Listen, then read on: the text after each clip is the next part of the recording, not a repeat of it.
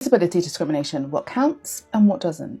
Welcome back to Talk Legal Tuesday, where I help you with your UK employment rights. Did you know that just because you're disabled or just because you get PIP doesn't mean that you're automatically covered under the Equality Act when it comes to work and disabilities? There are very few conditions under the Equality Act that are automatically a disability. The only automatic disabilities are cancer, HIV, MS and a visual impairment. So under the Equality Act, you need to have a physical or mental impairment, and that impairment has to have a substantial and long-term adverse effect on your ability to carry out normal day-to-day activities. So what does that actually mean? You have an impairment if any of your physical or mental abilities are reduced in some way. And a substantial adverse effect means more than just a minor impact on your day-to-day life. Long-term in this case means either it will affect you or your ability for the next 12 months, or it will likely last the rest of your life. Normal day-to-day activities include things that you would do in your home or your social life. And here's an example of some of the likely things that it could be, but this is not an exhaustive list.